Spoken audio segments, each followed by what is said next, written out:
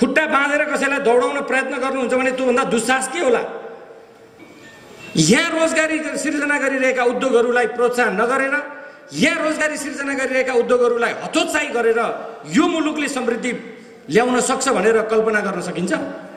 मात्रै समिति निर्माणमा ध्यान नदिएर अहिलेको व्यवसायीको हितमा, यो महासङ्घको हितमा, देश र जनताको हितमा, संविधान अनुकूल यहाँहरूले आफ्ना नीति निर्माणको लागि पनि सुझावको लागि म अपेक्षा गर्छु र यही महाधिवेशनबाट यहाँहरूले महत्त्वपूर्ण सुझाव दिनुहुनेछ भन्ने मलाई विश्वास छ। यी उद्योगहरू खोल्नका लागि वनबाट उद्योग खोल्नलाई 3 किलोमिटर 5 किलोमिटरका दूरीका कुराहरू हटाइदिनुहोस्। यदि वन क्षेत्रबाट उद्योग स्थापना गर्ने दूरी घटाइदिनु हो भने यहाँ हजारौं उद्योगहरू, फर्निचर उद्योगीहरू खुल्नुहुन्छ। देश तथा विदेशमा रहनुहुने सम्पूर्ण नेपाली मनमाझहरूमा हृदयदेखि नै स्वागत गर्दछु। म सन्तोष विकर। यति बेला भीमा सञ्चार प्रणालीद्वारा सञ्चालित हुलाकी खबरमा आज हामी यति बेला काठमाडौँमा रहेका छौँ। नेपाल फर्निचर तथा फर्निचर व्यवसायी महासङ्घको आजको 7औं वार्षिक साधारण सभा तथा 4थो अधिवेशन सफलताको लागि आज यस स्थानमा सम्पूर्ण व्यवसायीहरू, जहाँ नेपालभरिका व्यवसायहरू यहाँ जम्मा हुनुभएको छ। विशेष गरी त पछिल्लो समयमा आफ्नो हकितको लागि र आफ्नो व्यवसायको संरक्षणको लागि र व्यवसायमा भइरहेका गतिविधिहरूको लागि आज विशेष यहाँ त्यस्ता खालका विषयवस्तुहरूमा छलफल हुन गइरहेको छ।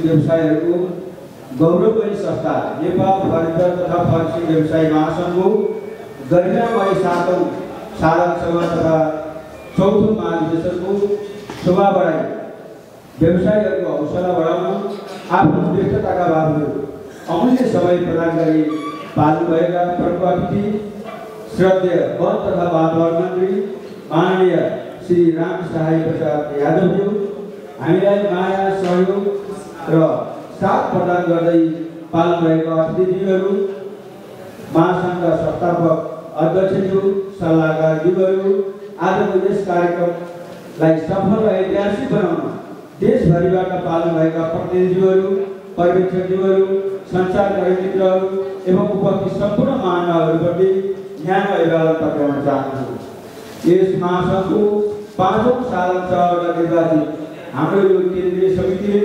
कोभिडको महामारीका कारणले सोचे अनुसार प्रशस्त कार्य गर्न नसकेका पनि थप 8 जिल्लालाई महासङ्घको सहयोगता प्रदान गरी तदनुसार समिति सहित हाल 34वटा जिल्लाहरू महासङ्घमा आबद्ध गराउन सफल भएका छौँ। साथै महासङ्घको स्थापना दिवस मनाउने कार्यको सुरुवात, उद्योग वाणिज्य महासङ्घको भूतपूर्व सदस्य बन्ने कार्य, उद्योगी एवं व्यवसायीहरूका तमाम समस्या मन्त्रालय स्तरमा लभित गर्ने कार्य, देशको राष्ट्रिय बजेट निर्माणमा हाम्रा हक हितका बारेमा सुझाव पेश गर्ने कार्य, देशको मौलिक नीति निर्माणमा हाम्रा सुझावहरू पेश गर्ने कार्य, 7वटा प्रदेशमध्ये बागमती र गण्डकी प्रदेशको कार्यलाई थप व्यवस्थित बनाउन 2वटा प्रदेशमा प्रदेश समन्वय समिति गठन गर्ने कार्य सम्पन्न गरियो। विभिन्न जिल्ला सङ्घमार्फत सृजनात्मक तथा सामाजिक उत्तरदायित्व अन्तर्गतका कार्यहरू गर्न पहल गरियो। वार्षिक क्यालेन्डर प्रकाशन कार्य निरन्तरता प्रदान, लगायत विभिन्न कार्यक्रमहरूको आयोजना गर्नुका साथै यस विभिन्न संस्थाहरूको आमन्त्रणलाई उल्लेख्य उपस्थिति र सहभागिता जनाउने काम गर्न हामी सफल भएका छौँ। उद्योग व्यवसायको विकास समृद्धिको मूल आधार भने झैँ हामी एउटा उद्योग र एउटा पसलमा मात्र सीमित रहे हालसम्म प्राप्त उपलब्धि आत्मनिर्भर थिएन। सबैको निरन्तर महासङ्घको जुन अभियानमा जुट्ने सरकारवाला सबैमा भोलिका दिनमा लाग्नुको लागि पनि म हार्दिक अनुरोध गर्न चाहन्छु। यस महासङ्घ अन्तर्गतको व्यवसायमा प्रयोग हुने कच्चा पदार्थ काठ सहज रूपमा उपलब्ध गराउनु व्यवसाय र उद्योग विस्तारको लागि बाधकको रूपमा रहेको छ। दक्ष कामदारको अभाव अर्को मूल समस्याको रूपमा रहेको छ। कार्पेट एवं कार्पेट जन्य सामग्रीहरू स्टिल फर्निचर लगायत प्लास्टिकका फर्निचर उत्पादनमा हामी करिब आत्मनिर्भर भई निर्यात समेत गर्न सफल भएका छौँ। यस सम्बन्धी कच्चा पदार्थ करिब 70% नै आयातमा निर्भर रहनु परेको छ। हाम्रो व्यवसायका उद्योगहरू फर्काउन नसक्नुमा सरकारी नीतिका कमी कमजोरीहरू व्यापक रूपमा हामीले भोग्न भइरहेको छ। नेपाल सरकारका विभिन्न निकायहरूमा प्रयोग हुने फर्निचर सामग्रीहरू आयातित सामानलाई प्राथमिकता राख्ने गरेको पाइन्छ। सरकारी कार्यालयहरूमा आह्वान गर्ने सरकारी कार्यालयका टेन्डरहरूमा का प्रविधिहरू र प्रक्रियाहरू जटिलो हुनाले फर्निचर व्यवसायहरू सो प्रक्रियामा प्रवेश गर्नलाई असहजता अवस्था सिर्जना भइरहेको छ। यसले गर्दा उद्योगी व्यवसायहरू बलियो हुने अवस्था आइरहेको छ। साथै हाम्रो उद्योगी व्यवसायहरूलाई प्रत्यक्ष रूपमा प्रभाव पर्ने गरी नेपाल राष्ट्र ब्याङ्कले हालै जारी गरेको एमसी मार्जिन सम्बन्धी व्यवस्थामा काठका कच्चा पदार्थ एवं तयारी खरिद र आयात सम्बन्धमा पुनर्विचार गर्नका लागि श्रद्धेय प्रमुख अतिथिज्यूलाई अनुरोध गर्न चाहन्छु। आदरणीय प्रमुख अतिथिज्यू, अतिथिज्यूहरू, प्रतिनिधि एवं पर्यवेक्षक मित्रहरू, अन्त्यमा हामीलाई हाम्रो कार्य अवधि र कार्यकाल गरी सहयोग पुर्याउने सङ्घीय र प्रदेश सरकार, स्थानीय निकाय, संस्थापक साथीहरूको सल्लाहकारज्यूहरू, विभिन्न सङ्घ संस्थाबाट यो संस्थालाई नजिकबाट माया गर्ने मित्रहरू, यस कार्यक्रममा उपस्थित प्रतिनिधि एवं पर्यवेक्षक ज्यूहरू, आजसम्म यहाँहरूको प्राप्त सहयोग र म केन्द्रीय कमिटीको अध्यक्ष रामप्रसाद देउपाने केन्द्रीय समितिको तर्फबाट हार्दिक आभार व्यक्त गर्दै यहाँहरूको सहयोग सल्लाह एवं सुझावको सदैव अपेक्षा राख्दै आजको बन्द सत्रले जुटालु केन्द्रीय कमिटी बनाउनुहुनेछ भन्ने विश्वास गर्दै आगामी दिनमा म आफू सदैव महासङ्घको विकासको लागि लागिरहने प्रतिबद्धता व्यक्त गर्दै यहाँहरू सबैमा हार्दिक स्वागत गर्न चाहन्छु। स्वागतम स्वागतम स्वागतम। जय उद्योगी, जय व्यवसायी।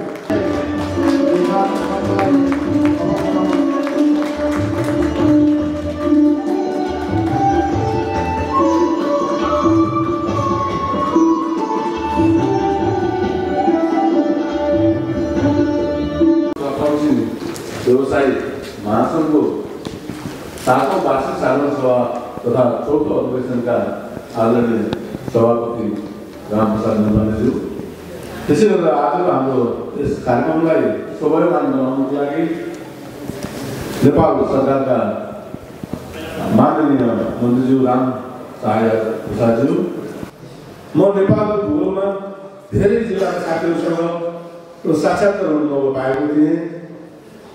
आज त्यसको एउटा ज्वलन्त उदाहरण अथवा यो महासङ्घले एउटा आफ्नो गतिविधि अगाडि बढाइराखेको र आफूलाई एउटा समाजमा पहिचानको रूपमा स्थापित गर्न जुन एउटा हामीहरूले भूमिका निर्वाह गरिरहेका छौँ, तपाईँहरूको उपस्थितिले त्यसको सार्थकता पुष्टि गर्दछ। हो, हामी व्यवसाय गर्ने क्रममा हामीहरूलाई धेरै खालका समस्या र चुनौतीहरू हामीले आत्मसात गरेर आइरहेका छौँ।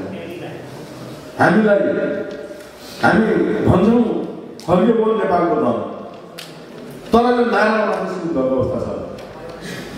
हामी विशेष गरेर फर्निचर व्यवसायहरू हाम्रो कच्चा पदार्थ भनेको नै हरियो बोल हो, तर हरियो वनलाई पनि निश्चित समयमा त्यसलाई हामीले प्रयोग नगर्ने भने त्यो एउटा कुहेर र अथवा जङ्गलमा नष्ट भएर जाने अवस्था छ।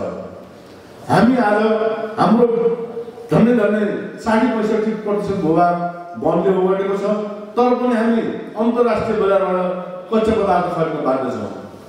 हो, हामीसँग नभएका चिजहरू हामी अन्तर्राष्ट्रिय बजारमा खरिद्नुपर्छ पक्कै पनि, तर हामीसँग भएकै कुरालाई पनि हामी अन्तर्राष्ट्रिय बजारमा खरिद गर्दा हामी छिमेकी राष्ट्रहरू यता ठुल्ठुला छिमेकी राष्ट्रहरूको बिचमा बसेर हामीले कच्चा पदार्थ त्यहाँबाट ल्याउने, रोजगारीका मान्छेहरू त्यहाँबाट ल्याउने र हामीलाई आवश्यक पर्ने अरू कच्चा पदार्थ ल्याएर हामी नेपालको बजारमा हामी कति सस्टेनेबल खालको बिजनेस गर्न सक्छौँ भन्ने कुरामा एउटा प्रश्न चिन्ह खडा भएको छ।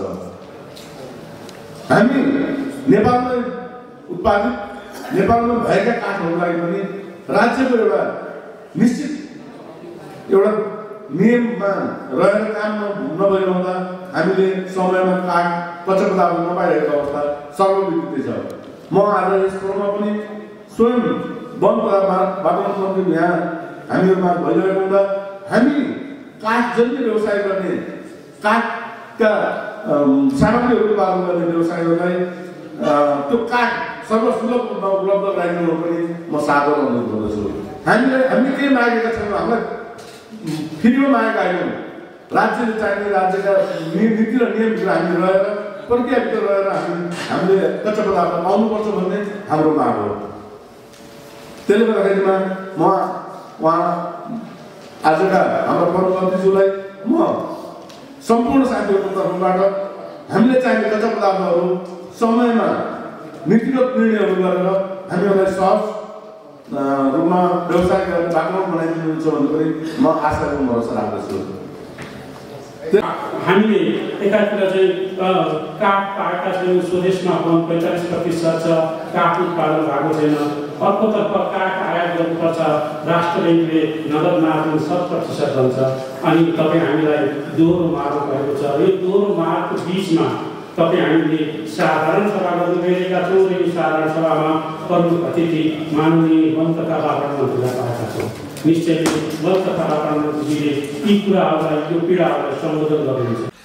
व्यावसायिक एकता, व्यावसायिक सफलता भन्ने मुल्लारसहित फर्निचर तथा फर्निसिङ व्यवसायी महासङ्घले 7औं वार्षिक साधारण सभा तथा 4थो महाधिवेशन यही मिति विक्रम सम्वत 2078 साल पुस 10 गते काठमाडौँमा सम्पन्न गरेको छ, जसमा आगामी दिनको लागि कार्य समितिमा भने सर्वसम्मत रूपमा यसरी चयन हुनु भएको छ।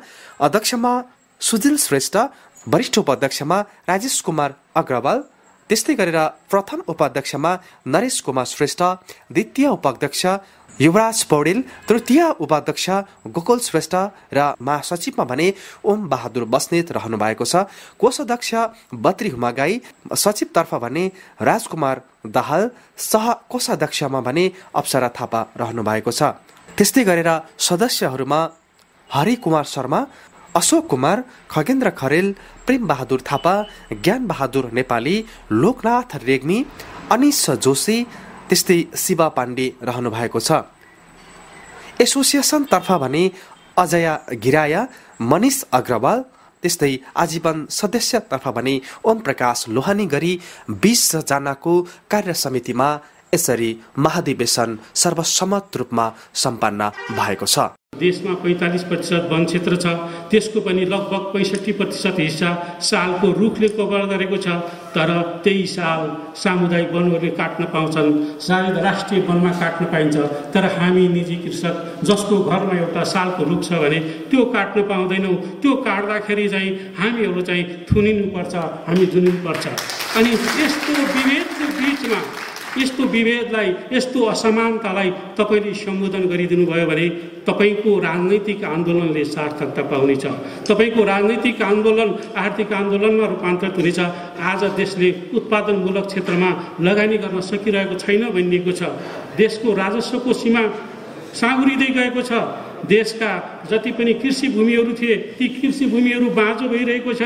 तर ती कृषि भूमि बाँझो भूमिहरूलाई हामीले वृक्षारोपण गरेर हुर्काउन सक्छौँ। त्यसमा हामीले कार्बन सञ्चय गर्न सक्छौँ। त्यो सञ्चय भएको कार्बनलाई यहाँहरू जस्ता उद्यमीहरूले फर्निचरको रूपमा सुरक्षित गर्न राख्न सक्नुहुन्छ।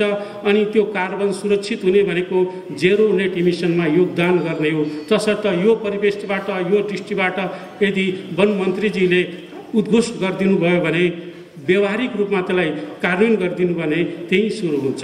उत्पादन र उद्यमीहरूको बिचमा चाहिँ समस्या छैन। यहाँहरूले भनिसक्नु भएको छ हामीसँग पुँजी पनि छ, प्रविधिहरू विदेशबाट छन्, हामी किन काठ विदेशबाट आयात गर्ने?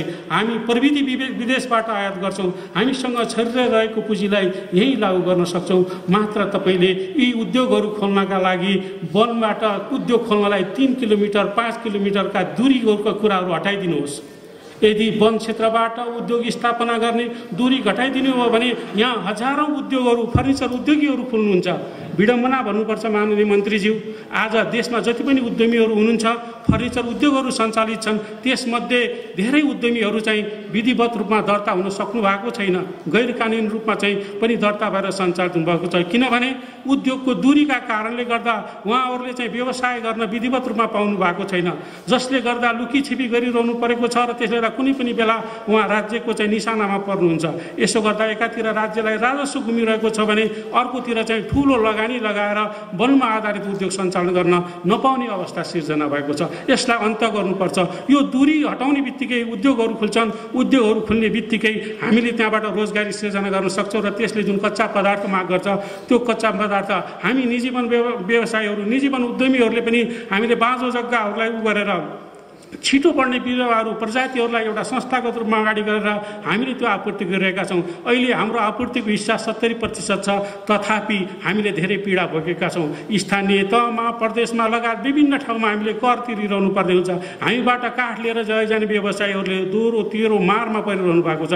कमसेकम कति पैसा तिर्ने हो? तपाईँ व्यवसायीहरूले चाहिँ एक ठाउँमा मात्रै कर तिरेर उनको नपाउने व्यवस्था हुनु पर्यो। अनि त्यसो भयो भने बल्ल वनमा आधारित उद्योगले व्यावसायिक रूप लिन सक्छ र तपाईँ हामीले खोजेको जस्तो हुन सक्छ। हामी फर्निचर काठको समस्याको बारेमा आजदेखि होइन, आज 5-6 वर्षदेखि हामी यहाँ मन्त्रीजीहरूसँग भेट गरेर सबै कुरा गरेर कि यो व्यवसायमा जो फर्निचर व्यवसायीहरू छ कसरी आत्मनिर्भर हुन्छ। जबसम्म हामीले काठ पाउँदैन, आज सबै काठ इम्पोर्ट भएर आइरहेछ, फर्निचरहरू सबै इम्पोर्ट भएर, तर पनि आज हामी 60% हामी आत्मनिर्भर भएका छौँ। खुसीको कुरा हो। फर्निचरमा पनि मैले के भन्न चाहेको छ, अहिले मन्त्रीज्यू फर्निचरको बारेमा अहिले जुन नेपाल सरकारको, हाम्रो राष्ट्र ब्याङ्कको जुन आएको छ 60% एलसी, हाम्रा सानातिना उद्यमीहरू, उद्योगीहरू जुन अहिले मार्कामा छन्, 2 वर्षदेखि व्यापार गर्न पाएका छैनन्, यस्तो बेलामा फर्निचर इम्पोर्ट गर्नु ठिक हो। आज 60% हामी आत्मनिर्भर भइसकेका छौँ, तर पनि हामी आयात त गर्नैपर्छ, हाम्रो बाध्यता छ। त्यो मन्त्रीजीहरूले बुझिदिनुपर्छ। त्यो आज 100% एलसीमा माल ल्याएर त्यो पैसा हामी लगानी गरेर कसरी ल्याउन सक्छौँ? हामीलाई सबै प्रकारका फर्निचरहरू चाहिन्छ। यस्तो होइन, नेपाल सरकारले यदि हामीलाई चाह्यो भने आज काठ दिन सक्नुभयो भने हामी यहीँ फ्याक्ट्री राख्छौँ। हामी सबै तयार छौँ। हाम्रा सबै साथीहरू यहाँ तयारीका साथ बसेका छन् र हामीलाई यसमा केही न केही सब्सिडी ट्याक्समा कमसेकम इन्डस्ट्री ल्याउने मान्छेहरू आज काठ फर्निचर कारखाना ल्याउने भयो भने यही काठ दिनुभयो भने 5 वर्ष 10 वर्षको हामीलाई ट्याक्स माफी दिइदिनु भयो भने इन्कम ट्याक्स, त हामी त्यो काम गर्न हामी छिटै यही हामी आत्मनिर्भर हुन्छौँ मलाई जस्तो लाग्छ। नेपाल वन पैदावार उद्योग व्यवसाय महासङ्घका आदरणीय अध्यक्ष मन्जिल बाबु मास्केज्यूको पनि यहाँहरूलाई शुभकामना भनिदिनु भएको छ। म सर्वप्रथम त्यो कुरा यहाँहरूको बिचमा राख्न चाहन्छु। हामीले जब साधारण सभा या अधिवेशनहरू हुने गर्छन् तब हाम्रो बिचमा धेरै छलफलहरू हुन्छ। हामी विशेष गरी राज्यका नीतिगत कुराहरूमा र राज्यले बनाउने विभिन्न समयका पोलिसीहरूमा हामीले धेरै चिन्ता जाहेर गर्छौँ, छलफल गर्छौँ, बहस गर्छौँ। राज्य पक्षलाई विशेष गरी मन्त्रीज्यूहरू आउनुहुन्छ, प्रधानमन्त्रीज्यू आउनुहुन्छ, सबैलाई हामीले हाम्रा कुरा गुनासाहरू पोख्छौँ। तर हामी यति लामो समयसम्म ती प्रक्रियाहरू सञ्चालन गर्दै आइरहेका छौँ। नेपाल वन पैदावार उद्योग व्यवसाय महासङ्घले 2047 सालदेखि आज पर्यन्त पनि त्यही कुरा उठाइरहेको छ जुन कुरा 47 मा उठाउनु परेको थियो, तर तात्विक भिन्नता देखिएको छैन। अहिले भर्खरै पूर्ववक्ता महोदयले भन्नुभयो हामी आत्मनिर्भर हुन गइरहेका छौँ, 70-80% आत्मनिर्भर छौँ, तर म कता कता शङ्का गर्छु माननीय मन्त्रीज्यू बसेको कुर्सी पनि सायद चाइना या तेस्रो विश्वबाट आएको कुर्सी हुन सक्छ। अनि हामी कुरा गर्छौँ एकातिर समृद्धिका, अर्कोतिर स्थानीय उद्योग धन्दाहरूलाई हामी प्रोत्साहन दिँदैनौँ भने म यो देशको राजनीतिक नेतृत्वसँग, यो देशको प्रशासनिक नेतृत्वसँग प्रश्न गर्न चाहन्छु, समृद्धि कहाँबाट आउँछ? यहाँ रोजगारी सिर्जना गरिरहेका उद्योगहरूलाई प्रोत्साहन नगरेर, यहाँ रोजगारी सिर्जना गरिरहेका उद्योगहरूलाई हतोत्साही गरेर यो मुलुकले समृद्धि ल्याउन सक्छ भनेर कल्पना गर्न सकिन्छ? त्यसकारण हाम्रो भनाइ के हो भने सबभन्दा पहिला त उद्योग दर्ता गर्दा, उद्योग स्थापना गर्दा बेहोर्नु परेको कठिनाइ, यो मुलुकमा सबैभन्दा दुर्भाग्य र सबैभन्दा कठिन काम के छ भनेर कसैले सोध्यो भने उद्योग व्यवसाय सञ्चालन गर्न छ भनेर लेख्नुपर्छ। त्यस पछाडि त्यो उद्योग व्यवसायभित्र पनि कुन चाहिँ उद्योग व्यवसाय गर्दाखेरि सबभन्दा कठिन छ भन्यो भने वनमा आधारित उद्योग भनेर भन्नुपर्छ। जुन देशको आधा भूभाग वन जङ्गलले ओगटेको छ त्यही देशमा चाहिँ उद्योग व्यवसाय सञ्चालन गर्न सबैभन्दा कठिन छ भनेपछि हामी कुन ठाउँमा छौँ? थोरै मात्र सोचेर हामीले चाहिँ अलिकति चाहिँ मनन गरौँ त। आश्चर्य लाग्छ, विगतमा के थियो? उद्योग व्यवसाय वन क्षेत्रबाट 5 किलोमिटर टाढा हुनुपर्छ भन्ने राज्य यही, अनि इन्डियाको अनेक कुनाबाट त्यो रक्तचन्दन आएर तातो पानी पुगेपछि समाउने राज्य पनि यही। यदि 5 किलोमिटरबाट टाढा हुँदा वन जङ्गल जोगिन्छ भने त्यो भारतको कुनाबाट तातो पानी आइपुग्दासम्म यो राज्यले किन देखेन रक्तचन्दन? त्यहाँनिर राज्यको खोड छ। राज्यको नीतिगत तहमा बस्ने मान्छेहरूको सोचमा परिवर्तन आउन जरुरी छ, विशेष गरी राजनीतिक नेतृत्व र सँगसँगै प्रशासनिक नेतृत्व। हामीले त भनेका छौँ, गौरव हामी भन्छौँ हामी उद्योग व्यवसाय सञ्चालन गर्छौँ, सहज वातावरण बनाइदिनुहोस्, हामी यो राज्यलाई कर तिर्छौँ, रोजगारी सिर्जना गर्छौँ। यही हो हाम्रो अपराध। दुर्भाग्यपूर्ण अवस्था छ मन्त्रीज्यू। त्यसकारण हाम्रो भनाइ के हो भने अहिले आयात भइरहेको काठ भन्नुहोस् या फर्निचर भन्नुहोस्, यसमा हामी आत्मनिर्भर बन्न कुनै कठिनाइ छैन, तर हाम्रो पोलिसीमा, हाम्रो नीतिगत तहमा, हाम्रो व्यावहारिक पक्षहरूमा हामीले सोच्न बाध्य हुनुपर्छ। होला उद्योगी व्यवसायका पनि कमी कमजोरी छन् भने बसौँ, खुल्ला दिलले छलफल गरौँ, हामी सोच्न सच्चिन हाम्रो तर्फबाट परिवर्तन गर्न हामी तयार छौँ। तर पहिलो शर्त, पूर्व शर्त के हो भने राज्यले खोजेको समृद्धिमा नीतिगत तहबाट, नीतिगत रूपमा त्यो समृद्धि हासिल गर्न यो नीति ठिक छ भन्ने ठाउँमा पुगौँ न। त्यस पछाडि मेरो दोष भए म कारबाही खान तयार छु नि त। जब नीतिगत रूपमै तपाईँ बन्धन बनाइदिनुहुन्छ, खुट्टा बाँधेर कसैलाई दौडाउन प्रयत्न गर्नुहुन्छ भने त्योभन्दा दुस्साहस के होला? त्यसकारण यो परिवर्तन गर्न जरुरी छ।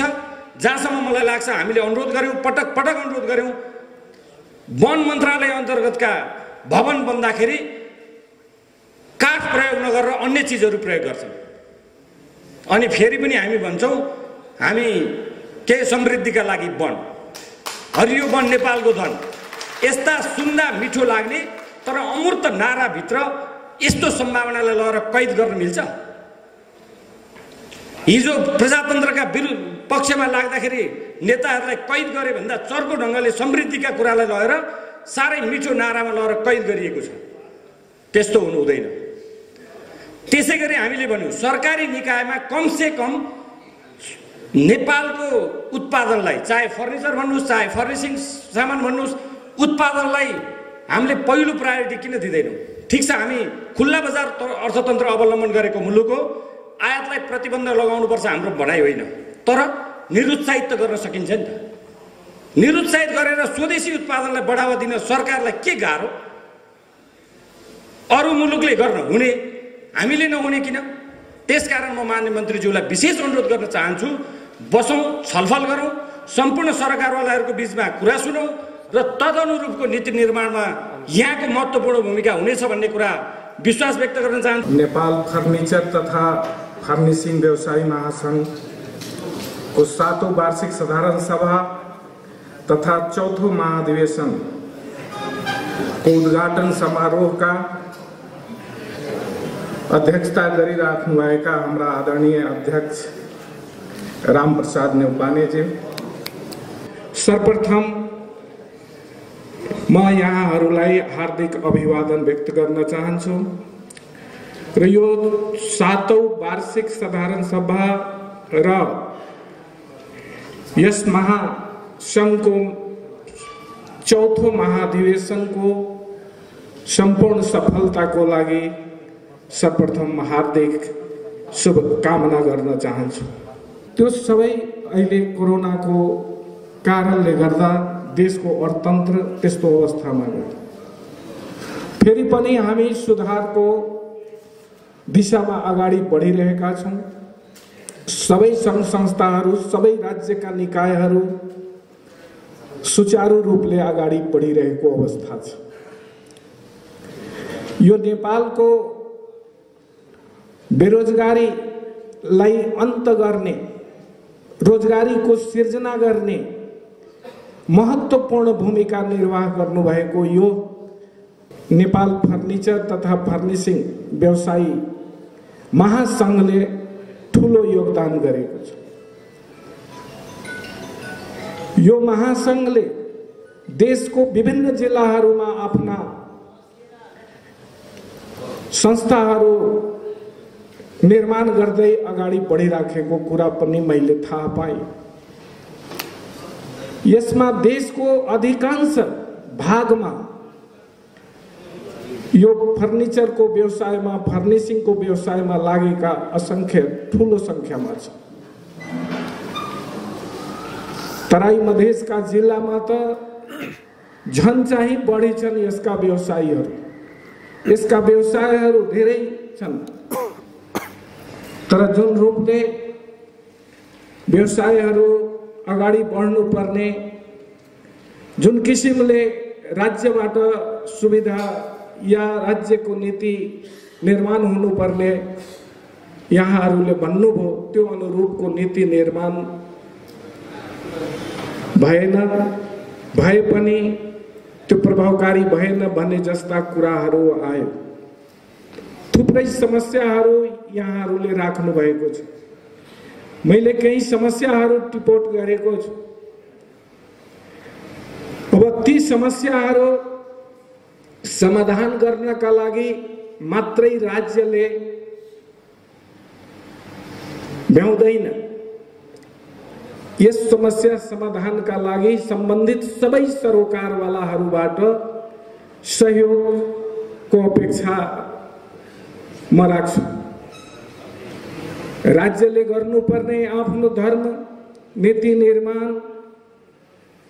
कार्यक्रमका बारेमा राज्यले आफ्नो गरिरहेछ, सरकारले गर्दैछ। यहाँहरूले भने अनुसारका नीति निर्माणका लागि र यी समस्याहरू छन्, ती समस्या समाधानका लागि यहाँहरूले बेला बेलामा महासङ्घले या अरू सम्बन्धित सङ्घ संस्थाले, नेपाल सरकारलाई होस्, सम्बन्धित निकायलाई होस्, आफ्ना अमूल्य सुझावहरू नीतिको रूपमा या अन्य सुझावहरू पनि राख्ने गर्नुपर्छ। म यहाँहरूलाई जानकारी गराउन चाहन्छु, यो वन सम्बन्धी जुन ऐन छ त्यो निर्माण भइसकेको अवस्था छ।